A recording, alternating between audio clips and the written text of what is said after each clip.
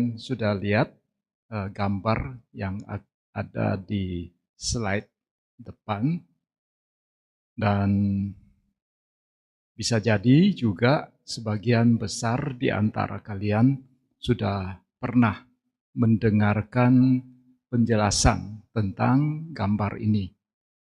Bahkan mungkin bukan hanya satu kali saja, mungkin sudah beberapa kali mendengarkan penjelasan dari gambar ini. Tapi ya, saya pikir walaupun mungkin ada sebagian sudah beberapa kali mendengarkan penjelasan ini, tapi tidak apa-apa. Pada malam ini kita bersama-sama membahasnya sekali lagi. Karena dengan memahami gambar ini, sebetulnya banyak dhamma yang kita bisa ketahui atau pahami juga. Ya. Gambar ini namanya bawa cakka. Ya, bawa itu artinya eksistensi. Ya, eksistensi atau mungkin arti turunannya itu kehidupan. Cakka, cakra. Jadi lingkaran kehidupan atau lingkaran eksistensi makhluk hidup di samsara ini. Atau bahasa Inggrisnya itu the wheel of life. Ya. Gambar ini sebetulnya aslinya berasal dari tradisi di Buddhisme Tibet. Ya. Jadi ini adalah versi Therawadanya, dibuat puluhan tahun yang lalu oleh seorang biku bule yang namanya Bante Khanti Palo. Beliau biku bule yang tinggal di Thailand. Ya. Nah, beliau terinspirasi ya sebetulnya oleh gambar yang dari yang ada di Tibet. Ya, yang ada di Tibet. Ini aslinya, gambar yang berasal dari Tibet. Nah, ini variannya.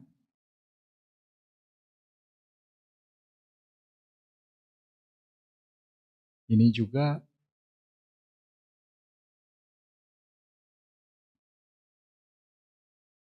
Ini, ya.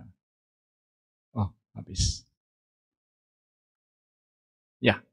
Nah, jadi yang ini adalah versi Therawadanya. Ya. Apa beda versi Theravada sama versi yang Tibetan?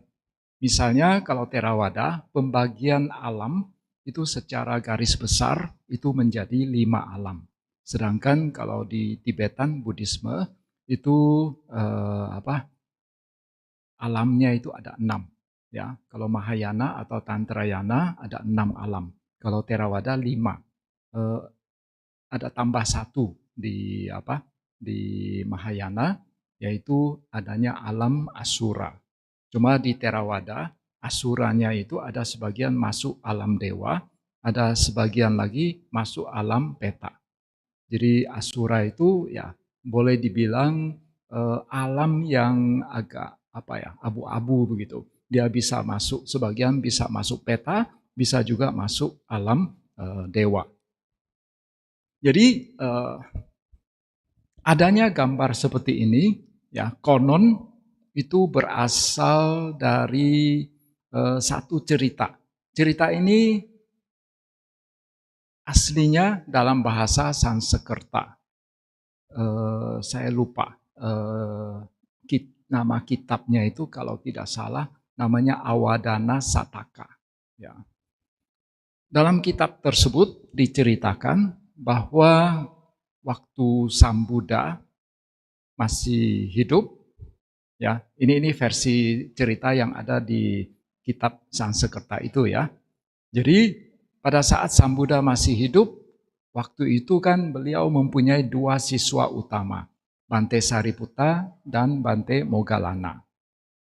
Hmm, sebagaimana kita ketahui bahwa Bante Moggallana itu beliau sangat sakti, sehingga beliau mempunyai banyak penggemar. Ya, tapi gara-gara banyak penggemar ini juga menjadi sebab kematian beliau. Nah, jadi suatu saat, ya, Sang Buddha bersama Ananda sedang melewati satu tempat. Di tempat tersebut, Bante Moggallana dikerumuni banyak umat. Banyak biku, banyak umat mengerumuninya. Lalu Sang Buddha mengatakan, ya, Bante Moggallana ini, ya, dia hanya satu orang. Dia hanya satu orang dan dia hanya bisa membabarkan dhamma, dia hanya bisa menceritakan tentang alam-alam kehidupan kepada jumlah umat yang terbatas. Alangkah baiknya kalau nanti ada satu gambar di mana itu menggambarkan alam-alam kehidupan yang ada di dunia ini. Kemudian nanti setiap biku mampu menjelaskan gambar-gambar ini, menjelaskan gambar ini secara detail, ya, kepada umat yang datang ke wihara. Maka, ya, dengan cara demikian akan semakin banyak orang yang bisa memahami alam-alam kehidupan tentang hukum karma dan termasuk paticca samuppada. Ya, jadi konon, ya, setelah itu mulai muncullah gambar seperti itu. Ya, ini konon menurut cerita yang ada di kitab Sangsekerta itu. Nah, ya, gambar ini adalah versi Theravada, ya, namanya lingkaran kehidupan, ya, atau lingkaran eksistensi. Eksistensi dari apa? Eksistensi dari kehidupan yang ada di alam ini. Kalau kita lihat di bagian tengah, ya, kita lihat ada paling kuning, ya. Ini ada 3 binatang, ya, ayam, ular, dan babi. Ketiga binatang ini melambangkan 3 kotoran batin yang ada dalam diri makhluk hidup, ya, yang masih mengalami samsara, ya, yang masih mengalami tumimba lahir. Ketiga kotoran batin ini tentu saja kalian sudah sering mendengarnya, yaitu loba, dosa, dan moha. 3 kotoran batin ini merupakan sikap batin kita yang bersifat negatif ketika kita berhadapan dengan satu objek. Ketika kita berhadapan dengan satu objek, lalu kita suka sama objek tersebut, kita melekat pada objek tersebut, ya, kita mengejar-ngejar objek tersebut, itu namanya loba. Ya. Lalu yang kedua, ketika kita berhadapan dengan satu objek, ya, sebaliknya, kita tidak suka sama objek tersebut, kita benci sama objek tersebut, kita menolak objek tersebut, maka itu namanya dosa, ya, kebencian, penolakan, ya, kemarahan, ekstrimnya. Nah, lalu yang ketiga, moha. Ketika kita berhadapan dengan satu objek, lalu kita tidak tahu menahu tentang objek tersebut, kita tidak memahami sifat, ya, sifat hakiki dari objek tersebut, maka itu disebut sebagai moha. Ya, kadang-kadang moha, ya, juga disebut sebagai kegelapan batin atau kebodohan. Kebodohan di sini tidak seyogianya jangan ditafsirkan sebagai kebodohan karena IQ-nya rendah, bukan. Ya, atau kalau bahasa Inggrisnya ya bisa dikatakan ignorance atau apa ya? Ya, ya. Jadi ini 3 kotoran batin ya yang ada dalam diri makhluk hidup yang masih terlahir di alam samsara. Nah, kenapa pilih ayam? Kenapa pilih ular? Kenapa pilih ayam untuk melambangkan loba? Kenapa pilih ular untuk melambangkan dosa? Lalu mengapa pilih babi untuk melambangkan moha? Ayam dalam hal ini merah. Loba kadang-kadang juga secara ekstrimnya, secara kasarnya itu bisa juga disebut sebagai raga, nafsu, ya, nafsu.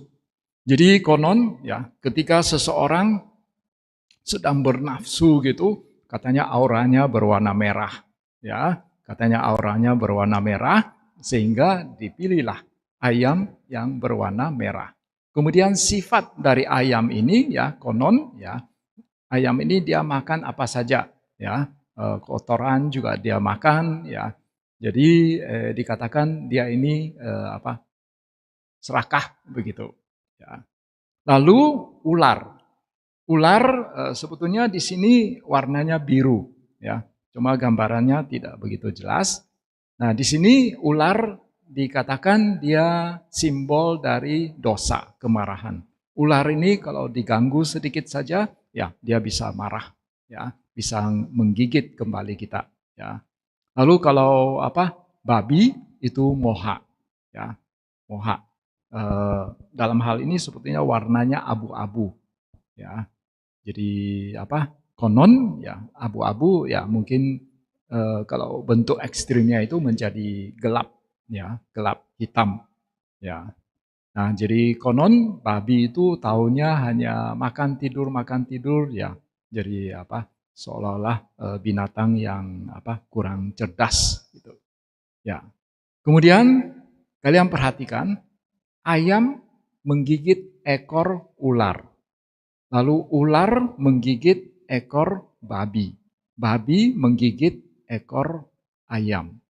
Itu menunjukkan bahwa ketiga kotoran batin ini berkaitan erat satu sama lainnya. Ketika kita menginginkan sesuatu, ketika muncul loba, tapi kita tidak mendapatkan apa yang kita inginkan, apa yang kita idam-idamkan itu, maka akan muncul kemarahan. Ketika muncul kemarahan, maka dalam batin kita itu seolah-olah muncul kabut tebal. Ya, batin kita itu menjadi gelap. Muncullah moha. Ya, lalu ketika muncul moha, ya, lantas muncullah nafsu, muncullah loba. Ya, kira-kira itu hubungannya. Ya, jadi makanya ya ayam menggigit ekor ular, ular menggigit ekor babi, babi menggigit ekor ayam. Oke, nah jadi kenapa? Ini kan tadi dikatakan bahwa lingkaran ini merupakan lingkaran kehidupan. Jadi kenapa kita bisa pontang-panting di alam sansara? Kenapa kita masih mengalami tumimbal lahir yang berulang-ulang di samsara ini? Karena biang keladinya itu adalah 3 binatang ini. Maksudnya itu biang keladinya itu adalah loba, dosa, moha. 3 kotoran batin ini. Dari 3 kotoran batin ini lantas ya kita melakukan berbagai jenis karma. Ya, kita melakukan berbagai jenis perbuatan. Ya, pada dasarnya perbuatan bisa kita bagi menjadi kusala sama akusala. Dalam gambar ini, yang bersifat akusala itu warnanya hitam.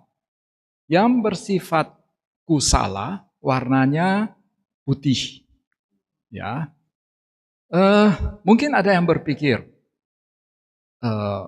emangnya kalau kita melakukan perbuatan baik, apakah ada juga karena loba, karena dosa, moha gitu. Bisa saja kita melakukan berbagai perbuatan baik, misalnya kita berdana begitu, tapi tujuannya itu untuk mengejar pahala yang besar. Nah, jadi itu bisa saja. Jadi kita melakukan sejumlah perbuatan baik karena adanya loba. Ya. Ya. Nah, jadi dalam hal ini ya, warna hitam menggambarkan perbuatan jahat, lalu warna putih melambangkan perbuatan baik. Ya. Perbuatan jahat di sini warna hitam, kalian lihat ya. Makhluk-makhluk yang berada di alam hitam ini ya, yang melakukan perbuatan jahat itu telanjang, tidak memakai pakaian. Nah, mungkin juga kita sudah ketahui bahwa kalau salah satu contoh dari perbuatan yang bersifat aku salah itu adalah pelanggaran sila. Nah, kenapa seseorang melakukan pelanggaran sila? Di dalam buku komentar ya dikatakan karena tidak adanya hiri dan otapa. Karena tidak ada rasa malu dan tidak tahu ya akibat dari perbuatan jahat itu. Ya, jadi tidak takut ya. Tentang istilah hiri otapa ini ada penjelasan yang lain ya. Kalau yang secara umum di Indonesia biasanya menjelaskan hiri dan otapa. Hiri itu malu untuk berbuat jahat, otapa itu takut terhadap akibat dari perbuatan jahat. Tapi ada juga penjelasan yang lain bahwa hiri itu adalah malu sama diri sendiri. Sedangkan otapa itu malu sama orang lain. Malu sama pihak lain. Jadi misalnya gini, ketika saya ingin melakukan sesuatu yang tidak baik, lantas saya berpikir, ya, saya ini kan sudah kepala gundul, saya sudah pakai jubah, wah rasanya gimana ya, hati ini nggak enak, ya, malu untuk melakukan perbuatan jahat tersebut. Nah, jadi refleksinya itu arahnya itu ke dalam diri, ke diri kita, cerminnya itu ke diri sendiri. Ya, dengan posisi saya seperti ini malu melakukan hal seperti itu. Nah, itu yang namanya hiri.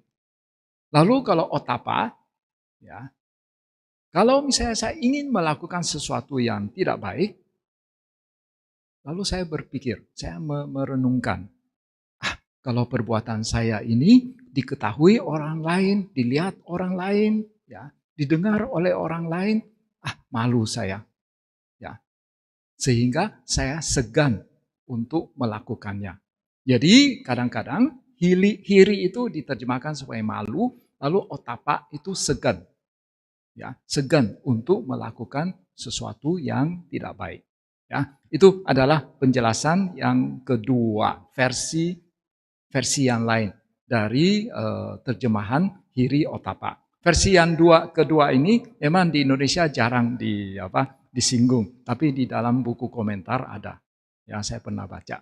Ya, oke, ya. Jadi makhluk-makhluk yang berada di bagian warna hitam itu, ya, setengah lingkaran, ya, yang berwarna hitam itu digambarkan sebagai makhluk yang telanjang. Itu menggambarkan bahwa mereka yang melakukan pelanggaran sila, mereka yang melakukan perbuatan aku salah, itu tidak mengenal hiri dan otapa. Nah, kemudian bagian putih adalah itu dilambangkan oleh 4 parisat umat Buddha, 4 kelompok umat Buddha. Dulu di masyarakat sempat kata sangga itu diterjemahkan sebagai kelompok atau kumpulan. Dan sangga itu juga digunakan untuk umat awam. Sebetulnya tidak. Kalau kita perhatikan secara keseluruhan di Pitaka, kata sangga itu hanya khusus untuk kumpulan ya mereka yang sudah meninggalkan kehidupan rumah tangga. Atau kalau dalam Tisarana, sangga itu artinya mereka yang sudah mencapai kesucian. Ya, mereka yang sudah mencapai kesucian memang itu juga bisa saja umat awam. Ya, tapi khusus untuk umat awam biasa yang masih putujana tidak pernah. kata sangga itu digunakan untuk kumpulan umat awam. Kemudian istilah yang digunakan untuk kumpulan umat awam dan para biku itu namanya, istilahnya itu parisat. Kalau bahasa Indonesianya diserap menjadi parisada, ya, parisada Hindu Dharma Indonesia, ya, parisada. Jadi itu kumpulan, ya. Jadi khusus untuk di dalam agama Buddha kita mengenal ada 4 kelompok umat Buddha. Yang pertama biku, bikuni, upasaka, dan upasika. Nah, jadi di sini dilambangkan ya sebagai ini, yang di atas biku, lalu yang kedua bikuni, lalu upasaka, upasika. Lalu yang kelompok yang anak kecil yang kelima itu nyelonong masuk, ya. Ya, jadi dalam hal ini ya perbuatan baik, perbuatan kusala ya disimbolkan dengan mereka yang sudah mengenal Dhamma, ya. Mereka yang sudah mengenal Dhamma yaitu para biku, bikuni, upasaka, dan upasika. Nah, jadi dari ya perbuatan kusala, akusala ini lantas makhluk-makhluk hidup itu terlahir di berbagai alam, ya. Nah, alam yang paling rendah ini alam neraka. Lalu di atasnya ya itu yang paling menderita. Di atasnya alam binatang. Nanti kita akan jelaskan satu persatu. Ini alam binatang. Lalu ini ya alam peta. Ya, peta lebih bahagia dari binatang. Lalu di atas peta alam manusia. Lalu di atas alam manusia ya yang paling bahagia itu adalah alam dewa dan alam Brahma. Ya, biasanya itu disatukan. Nah, sekarang kita mulai membahas tentang alam neraka. Alam neraka itu cirinya apa? Cirinya adalah penderitaan yang bertubi-tubi. Tidak ada liburnya. Kalau kita hidup sebagai manusia, kadang masih merasa bahagia, kadang menderita, bahagia, menderita begitu. Tapi kalau di alam neraka, sama sekali tidak ada bahagianya. Yang ada itu penderitaan melulu. Ya, tidak ada bahagianya. Nah, itu ciri dari alam neraka. Alam neraka pun itu sebetulnya macam-macam. Ya, jadi ada yang digoreng dalam kuali, ya, ada yang digoreng dalam kuali, lalu ada yang ditindih oleh gunung yang besar, ya, ada yang badannya itu tertusuk-tusuk oleh jarum, ya, ada yang dipanggang di atas api, lalu ada yang dimakan oleh kelabang raksasa, namanya kelabang ya, atau kaki seribu. Apa ini? Ya. Kelabang. Ya, oke, anggap saja kelabang ya. Jadi mungkin ada yang berpikir, lah kalau dagingnya sudah habis bagaimana? Ya, kalau dagingnya sudah habis akan langsung tumbuh kembali daging kita, lalu dimakan lagi gitu, ya, digerogoti lagi. Ya, waktu digerogoti dimakan, ya sangat menderita. Lalu kalau yang ini, ya, nah ini ada satu elang raksasa, lalu dia selalu mematuk matanya, mata orang tersebut. Ya, kenapa bisa terlahir di neraka seperti itu? Karena semasa hidup itu dia suka sabung ayam. Katanya begitu. Ya, suka sabung ayam. Lalu kalau ini, ya, pilih mana? Digigit anjing yang galak, yang besar, ya galak, ya mungkin anjing herder, atau manjak pohon yang penuh dengan duri. Dua-duanya tidak enak. Ya, dua-duanya menderita. Ya, harus pilih salah satunya, ya. Nah, kenapa bisa terlahir dalam kondisi seperti itu? Karena semasa hidup itu suka melanggar sila yang ketiga. Ya, suka melanggar sila yang ketiga.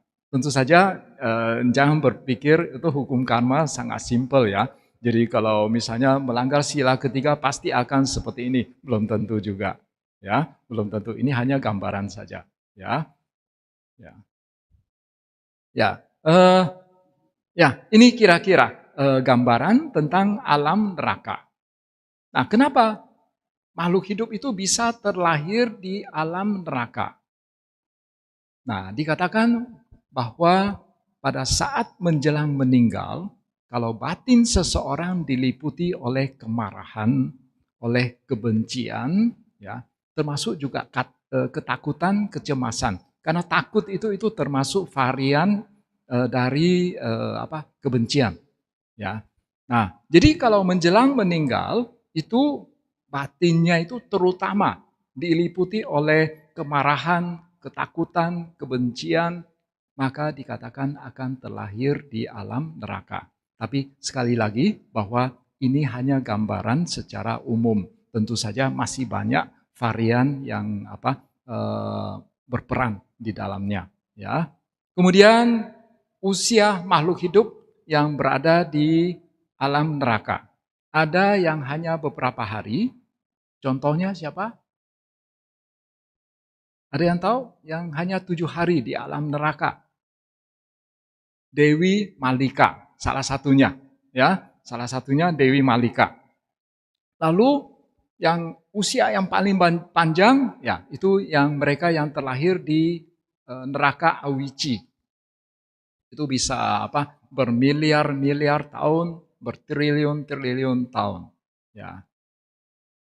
Kalau cerita tentang Dewi Malika, mungkin kalian sudah pernah dengar ya.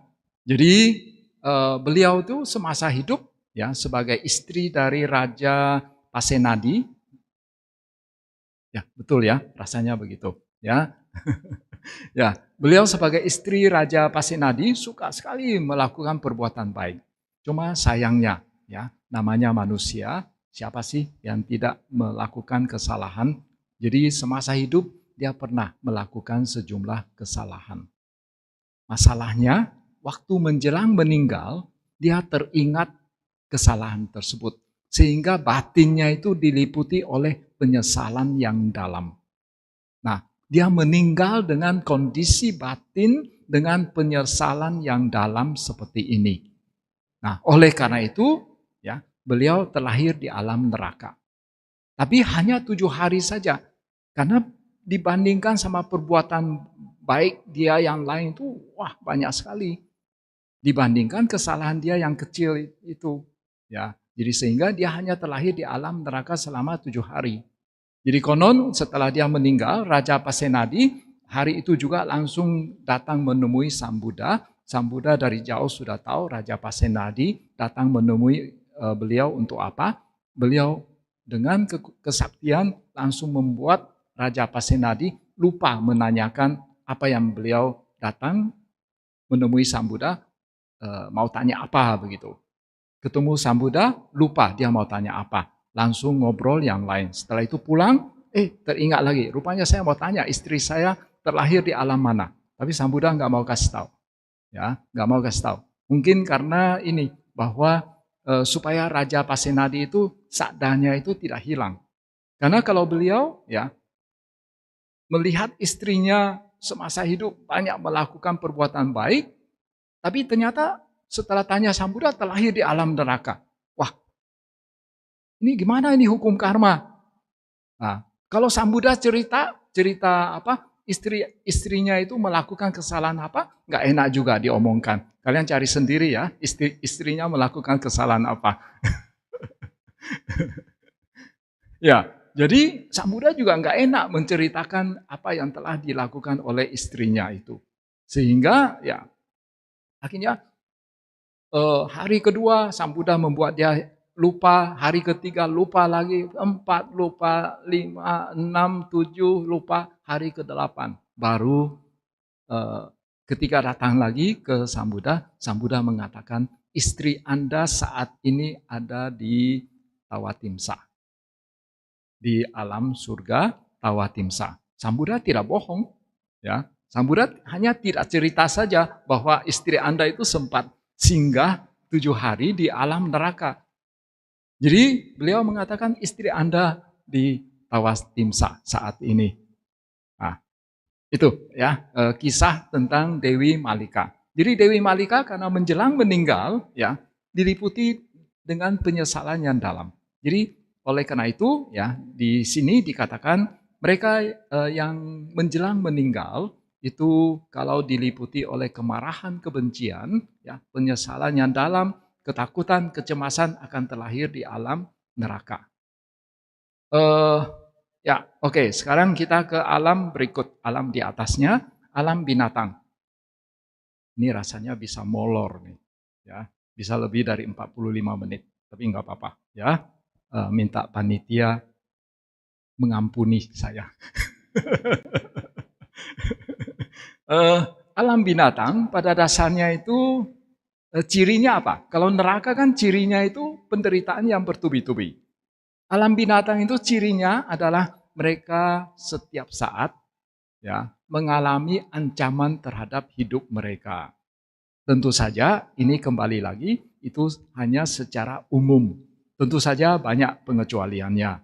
Misalnya mungkin di sini cukup banyak umat yang memelihara anjing di rumahnya. Kadang-kadang ini makanan anjingnya itu lebih mahal dari makanan manusia. Hidupnya lebih enak dari manusia yang lainnya ya. Jadi itu tentu saja itu pengecualian. Tapi secara umum ya dikatakan bahwa alam binatang itu ya mengalami ancaman. Makhluk-makhluk yang ada di alam binatang mengalami ancaman terhadap hidup mereka. Misalnya ya ikan yang ada di laut ya bisa saja dipancing orang ya ditangkap makhluk yang lain ya dimangsa oleh ikan yang lebih besar ya lalu alam binatang itu dibagi menjadi 3 ya 3 binatang yang hidup di air, hidup di darat dan hidup di udara. 3 matra ya 3 matra. Nah binatang yang hidup di darat misalnya ayam ya bebek, ya, kijang bisa saja dimangsa oleh binatang yang lebih besar lainnya. Kemudian binatang yang di udara itu juga tidak luput ya dari ancaman. Tuh lihat di sini ada penembak gelap ya di sini ya. Ya. Jadi walaupun hidup di udara juga bisa saja mengalami ancaman terhadap hidup mereka. Kemudian kenapa bisa terlahir di alam binatang? Karena ya waktu menjelang meninggal batinnya itu diliputi terutama oleh moha. Ya, oleh moha. Sehingga terlahir di alam binatang. Usia binatang paling pendek ya katanya nyamuk. Nyamuk itu sekitar 2 minggu. Betul tidak? Di sini ada yang dokter hewan atau yang ahli biologi gitu, betul tidak? Ya, 2 minggu. Ya, lalu usia yang paling panjang katanya kura-kura bisa ratusan tahun. Ada yang lebih panjang dari itu, ada yang ribuan tahun. Kalau naga itu tidak termasuk alam binatang, tidak dimasukkan ke dalam alam binatang, maka ya mungkin kura-kura yang usianya paling panjang. Tapi kalau naga dimasukkan ke alam binatang, maka ya naga usianya paling panjang. Karena di kitab suci agama Buddha, kadang-kadang naga itu dimasukkan kelompok binatang juga. Selain kadang-kadang juga dimasukkan alam dewa. Ya, itu kira-kira tentang alam binatang. Sekarang alam peta, ya hantu, ya atau kadang-kadang diterjemahkan setan kelaparan. Tapi kata setan di masyarakat kadang-kadang konotasinya tidak bagus, sehingga saya cenderung tidak menggunakan istilah setan. Ya, saya lebih suka pakai hantu saja. Ya, nah ini ciri dari alam peta itu adalah haus dan lapar. Tapi tentu saja kembali lagi ini adalah ciri secara umum. Ya, ada cukup banyak pengecualiannya. Ya, kenapa? Ya, seseorang setelah meninggal bisa terlahir di alam peta. Karena waktu menjelang meninggal, batinnya itu terutama diliputi oleh loba. Batinnya diliputi oleh kemelekatan. Jadi kalau misalnya dia melekat pada keluarganya, dia nanti setelah meninggal bisa saja akan terlahir sebagai hantu yang sering gentayangan ke rumahnya. Ya, dia melekat pada keluarganya, dia melekat pada harta kekayaannya, dia melekat pada rumahnya, rumah yang dia bangun, dia melekat pada mobilnya. Akhirnya setelah meninggal, ya sering kembali ke rumah, gentayangan di rumahnya. Ya. Atau kalau dia melekat pada jasmaninya, lalu dia dikubur misalnya, dia akan nungguin jasadnya, dia akan menunggui kuburannya. Ya, lalu kalau dikremasi, ya tentu saja dia akan sedih sekali. Ya. Nah, jadi karena seseorang ya menjelang meninggal, ya batinnya itu diliputi oleh kemelekatan. Ya, sehingga terlahir di alam peta. Usia paling pendek di alam peta itu sama seperti di neraka, ada yang hanya beberapa hari saja. Tapi ada juga yang sampai bermiliar-miliar tahun, bertriliun-triliun tahun. Ya, ada yang lama sekali. Ya. Kemudian jenis peta pun itu macam-macam.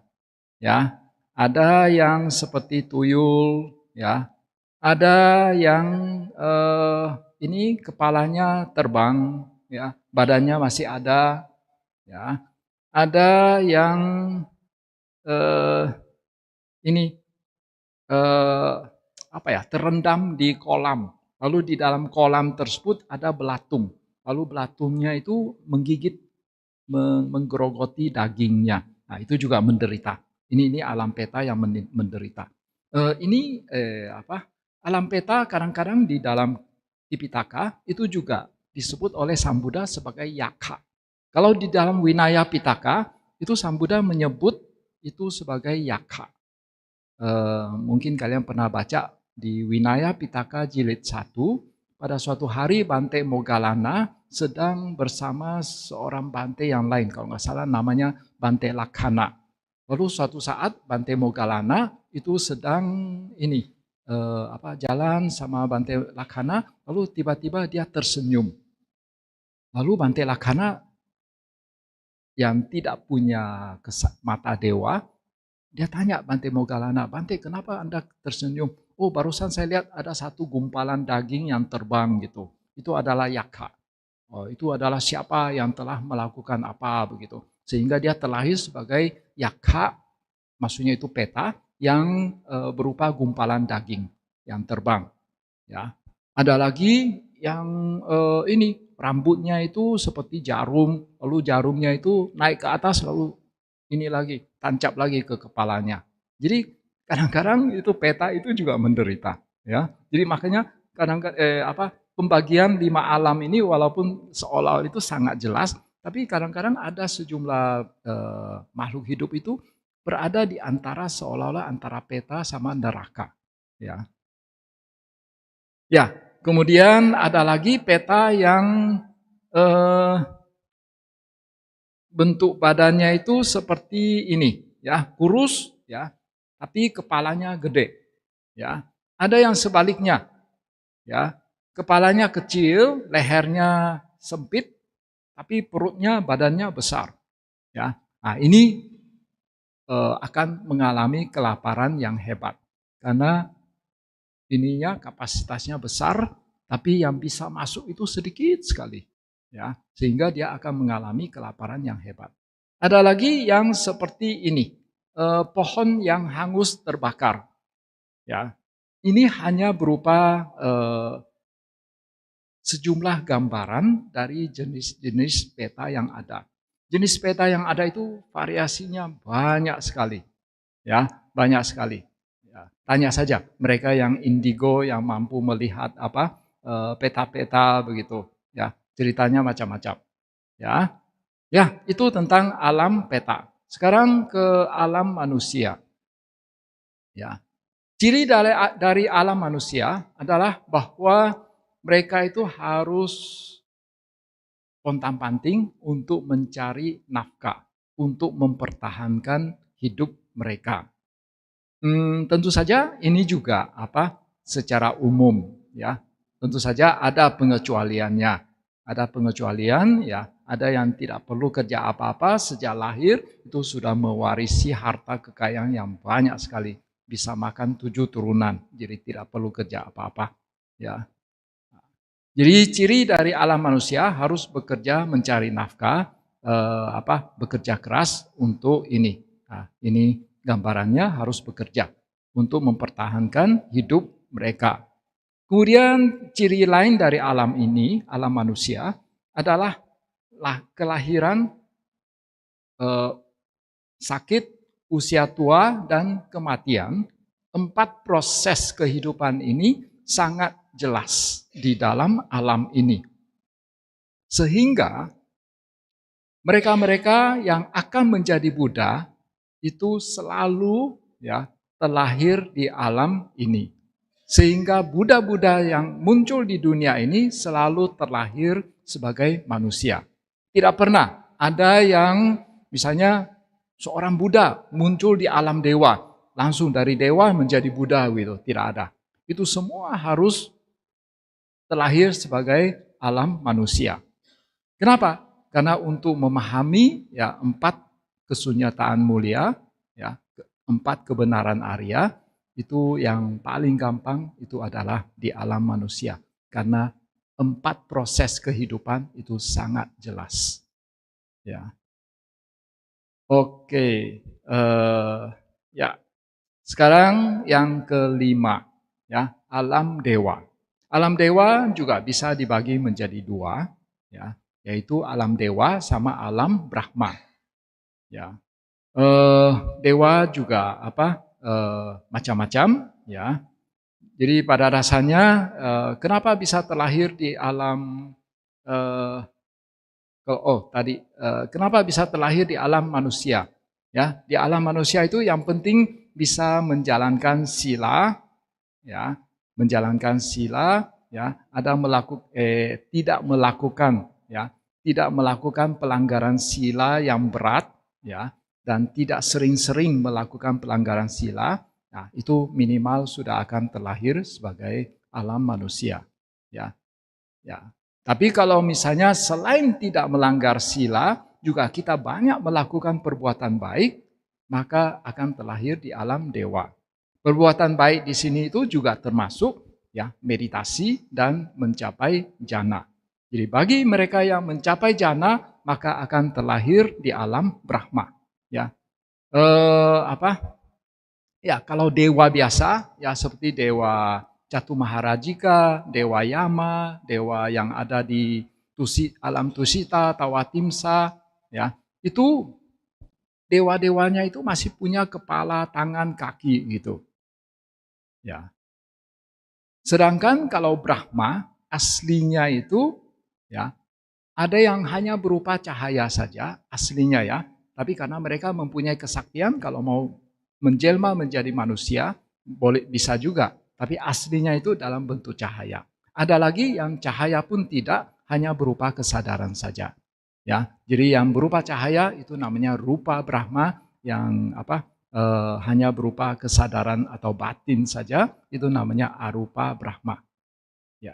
Jadi dewa pun macam-macam jenisnya, dan ada sebagian dewa punya istana, punya kahyangan.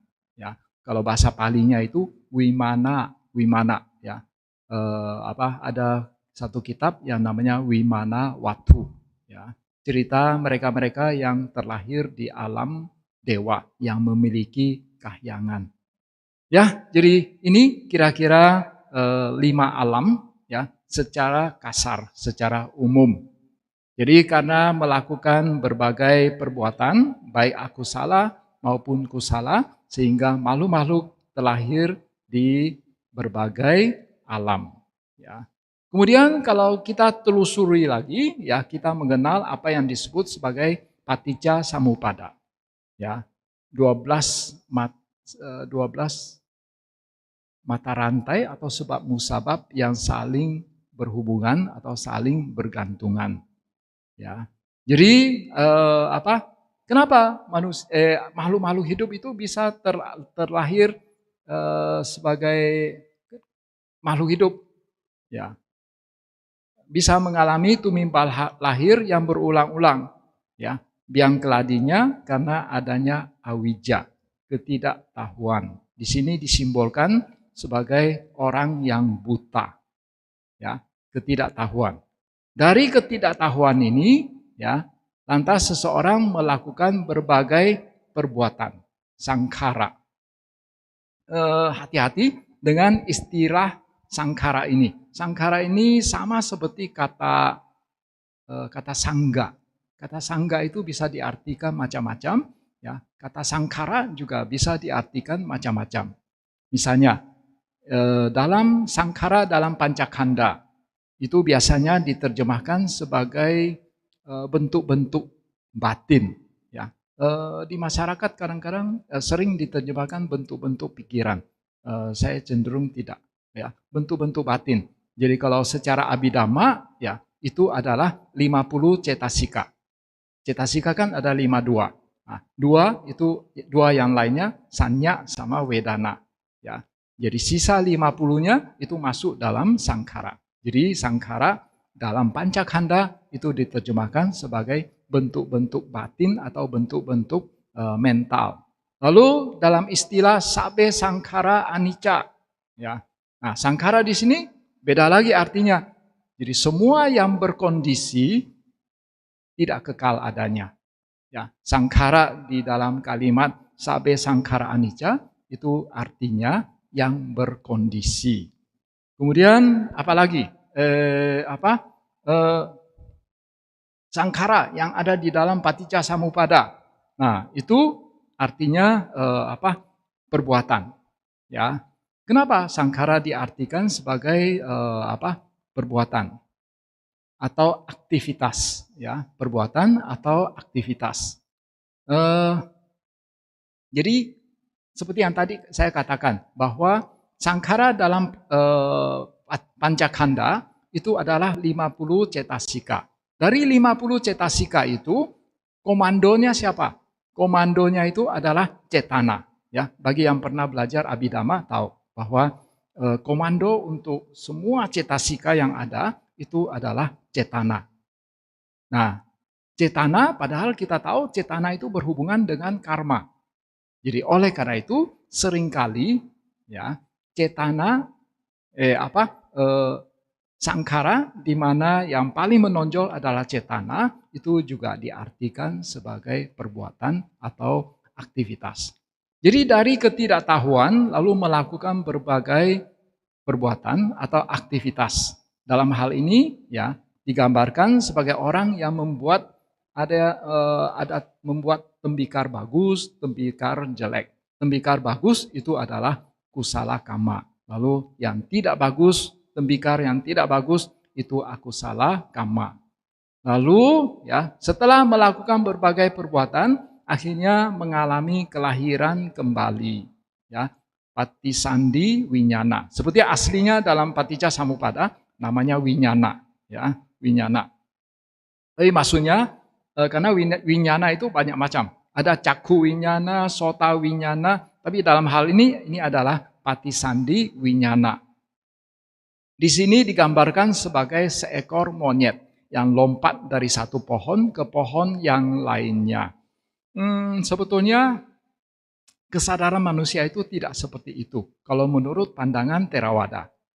Ya, karena menurut pandangan Theravada ketika seseorang meninggal itu bukan rohnya itu keluar lalu terbang lalu masuk ke tubuh yang lain. Tidak, bukan begitu.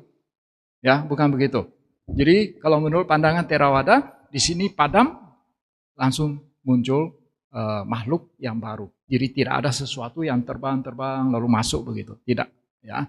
Jadi ya mungkin sulit untuk menggambarkan secara visual yang dimasukkan dengan Patisandi Winyana itu, sehingga ya terpaksalah di sini pakai monyet yang lompat dari satu pohon ke lompat yang lainnya. Setelah munculnya kesadaran pertama dalam suatu janin, maka ya mulai muncul nama rupa. Ya, mulai muncul nama rupa. Jadi kalau suatu janin sudah mulai memiliki kehidupan, janin tersebut ya bagi yang mempelajari kedokteran ya, setelah sel telur bertemu dengan sperma lalu terbentuk sitoplas atau sigot. Lalu dari sigot kalau itu sudah mempunyai kehidupan, dia akan membelah diri ya menjadi 2 sel, menjadi 4 sel dan seterusnya. Nah, mulai pada saat itu ya memiliki batin dan jasmani, nama rupa. Di sini digambarkan sebagai manusia yang ada dalam perahu. Bukan, kalian jangan lihat ini laki sama perempuannya, tapi lihat manusia sama perahunya. Perahunya itu sebagai wadahnya. Tubuh kita itu sebagai wadah. Ya, lalu isinya itu adalah batin. Ya. Lalu setelah itu janinnya sudah semakin besar sehingga keenam indranya itu ya mulai berkembang, ya. Salayatana. Salayatana itu artinya 6 indra. 6 indra kita itu seperti jendela yang ada di satu bangunan. Indra penglihatan adalah jendela untuk melihat sesuatu yang bersifat visual. Indra pendengaran, jendela untuk menangkap sesuatu yang bersifat suara. Begitu seterusnya, ya, indra penciuman, pengecapan dan lain sebagainya. Ya, jadi indra penglihatan, pendengaran, pengecapan, penciuman, sentuhan dan indra batin. Jadi total ada 6 indra. Dari ke-6 indra ini, ya, lantas mulai melakukan kontak dengan objek-objeknya. Phassa itu artinya kontak. Nah, dalam hal ini kontak adalah digambarkan sebagai seorang pria yang kontak dengan seorang wanita, ya, di bawah sinar rembulan. Ya, kemudian dari kontak ini muncullah wedana, muncullah perasaan. Ya, di sini perasaan digambarkan sebagai manusia yang matanya tertusuk panah. Ya, tapi tentu saja ini hanya satu sisi saja, karena wedana itu bisa macam-macam, bisa bahagia, bisa menderita, bisa juga netral. Netral di sini itu adalah bahwa ketika kita tidak bisa menyatakan perasaan itu bahagia atau menderita, nah itu yang namanya netral. Sehingga di dalam Tipitaka, di dalam kitab suci, di dalam sutta, UPK atau perasaan netral itu sering juga dikatakan ya sebagai bukan bahagia pun bukan menderita. Ya. Lalu dari wedana, ya perasaan, ya muncullah tanha, muncullah nafsu keinginan. Ya, harus hati-hati ya. Tanha di sini adalah nafsu keinginan. Beda sama yang namanya canda. Canda itu keinginan. Kalau nafsu keinginan, tanha, itu sinonim dengan loba. Di dalam Abhidhamma, tanha sinonim dengan loba. Itu sifatnya akusala. Sedangkan yang namanya canda, keinginan, itu bisa kusala, bisa juga akusala. Ketika kalian mempunyai keinginan untuk memukul orang, itu sifatnya akusala. Ketika kalian mempunyai keinginan untuk datang ke wihara, ikut SPD pada malam ini, itu sifatnya kusala. Ketika kalian mempunyai keinginan untuk bermeditasi setiap hari, ya, itu sifatnya kusala. Ya, jadi harus dibedakan antara canda sama tanha. Sebetulnya masih ada satu lagi, cetana, kehendak. Nah, kehendak itu ketika kita sudah mulai melakukan suatu perbuatan, baik melalui jasmani, ucapan maupun pikiran, itu baru ada yang namanya cetana. Kalau tidak, belum, saya baru mau, saya saya baru mempunyai keinginan untuk jalan begitu, tapi saya belum jalan, saya belum juga berpikir membayangkan saya jalan, itu belum ada cetana, belum ada cetana. Cetana hanya terjadi ketika sudah terjadi perbuatan, termasuk perbuatan melalui pikiran. Ya, nah jadi tanha, ya. Jadi tanha ini bukan hanya muncul waktu kita sedang mengalami kebahagiaan.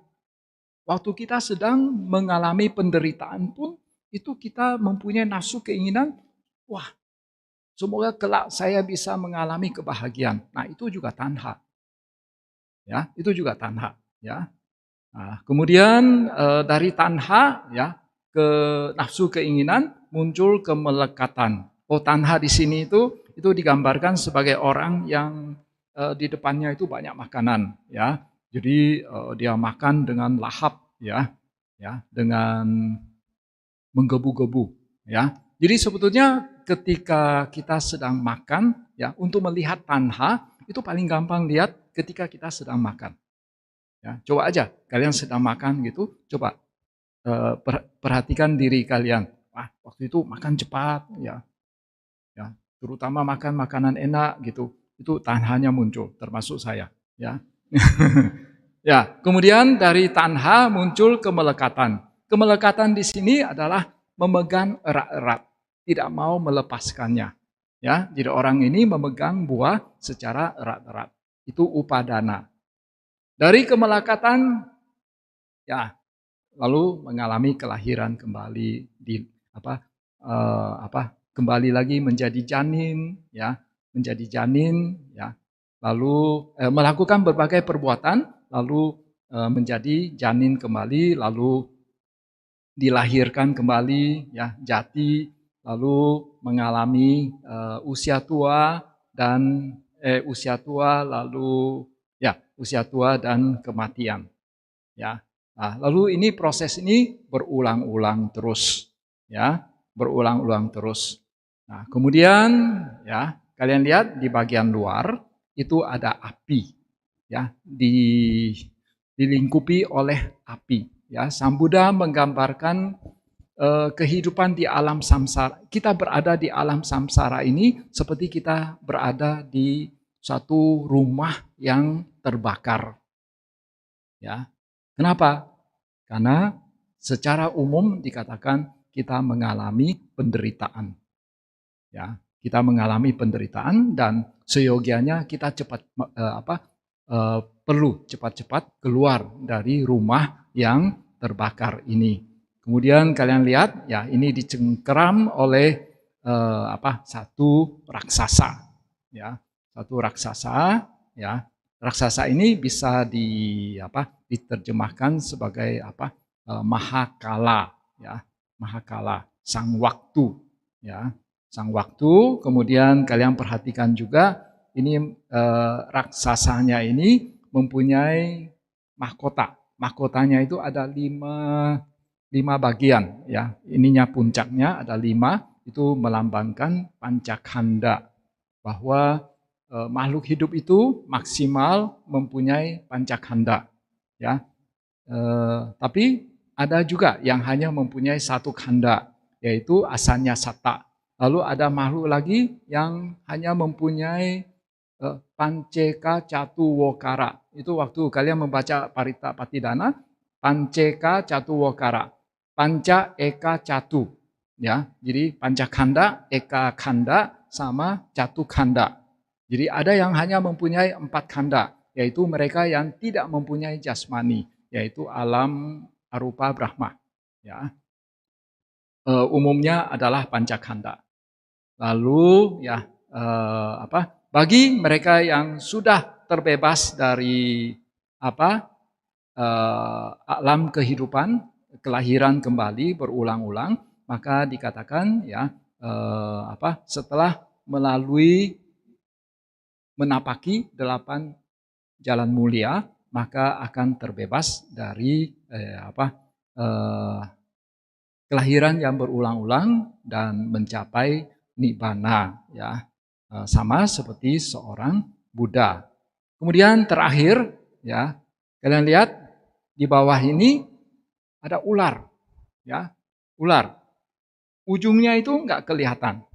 Itu menunjukkan bahwa kehidupan kita ini, ya, kehidupan makhluk hidup di alam semesta ini, ya, kalau ditelusuri ke dulu gitu, itu tidak ketemu awalnya.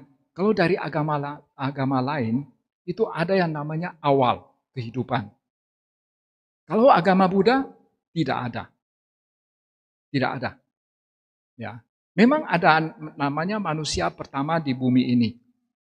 Ada. Tapi sebetulnya sebelum manusia pertama ini, ada lagi makhluk yang, ada kan makhluk yang lain di alam semesta yang lain. Jadi kalau kita telusuri, ya, waktu sampai awal-awal kehidupan, ya sama seperti kalau misalnya di deretan angka bilangan begitu ya, deretan bilangan. Kalau misalnya saat ini adalah 0, lalu 10 tahun yang akan datang plus 10, 100 tahun yang akan datang plus 100, lalu kalau mundur ke belakang 10 tahun minus 10, lalu mundur 100 tahun minus 100, kita mundur terus, tidak ketemu ujungnya. Sehingga di dalam matematika itu disimbolkan sebagai minus tak terhingga. Nah, sama, konsep waktu dengan matematika itu sama. Jadi kalau kita telusuri, kita mundur terus, tidak ketemu ujungnya.